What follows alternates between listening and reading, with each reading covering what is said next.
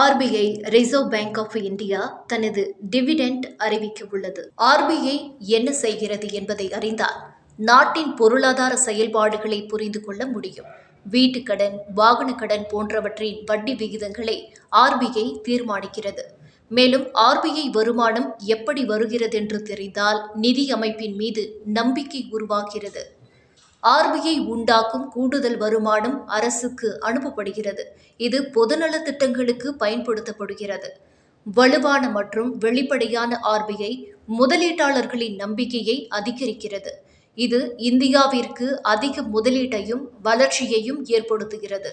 இந்த ஆண்டுக்கான budget அறிவிப்பின்படி reserve பேங்கின் dividend 2.5 trillion அதாவது 2.5 லட்சம் கோடி ரூபாய் என சொல்லப்பட்டது.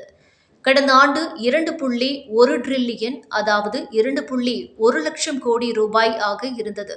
அதே ஆண்டில் 153 பில்லியன் அமெரிக்கன் டாலர் விற்பனை செய்தது. இந்த ஆண்டு ரிசர்வ் வங்கி சுமார் 415 பில்லியன் அமெரிக்கன் டாலர் விற்பனை செய்துள்ளது. இது கடந்த ஆண்டை விட 2 மடங்கு அதிகமாகும். ரிசர்வ் வங்கியின் வருமானங்களாக இவை அமைகின்றன. டாலர்களை விற்பதிலிருந்து கிடைக்கும் லாபம், வெளிநாட்டு பத்திரங்களிலிருந்து கிடைக்கும் வட்டி, இந்திய அரசாங்க பத்திரங்களிலிருந்து கிடைக்கும் வட்டி, தங்கத்தின் மதிப்பீட்டு லாபம், வைத்திருக்கும் பத்திரங்களில் மதிப்பீட்டு லாபங்கள். இதில் தனது வருடாந்திர ஆபரேஷனல் எக்ஸ்பென்ஸ் மற்றும் சில ஃபவுண்ட்ஸ் தனது வருமானத்தில் இருந்து கழித்த பிறகு ஆர்பிஐ தனது டிவிடெண்ட் அறிவிக்கும்.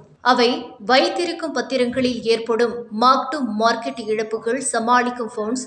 ஜலன் குழுவின் பரிந்துரைப்படி கன்டின்ஜென்சி பஃபர் 5.5% முதல் 6.5% கீழே சென்றால் அதனை நிரப்ப வேண்டிய ஃபவுண்ட்ஸ் என்பவையாகும். பணவீக்கம் மற்றும் விலைவாசி 4% கட்டுப்பாட்டில் உள்ளதால் இந்த ஆண்டு அதிக டிவிடெண்ட் வரக்கூடும் என மார்க்கெட் வல்லுநர்களால் எதிர்பார்க்கப்படுகிறது. இந்த ஆண்டு 3 டிரில்லியன் அதாவது 3 லட்சம் கோடி ரூபாய்க்கு அதிகமாக இருக்கும் என எதிர்பார்க்கப்படுகிறது.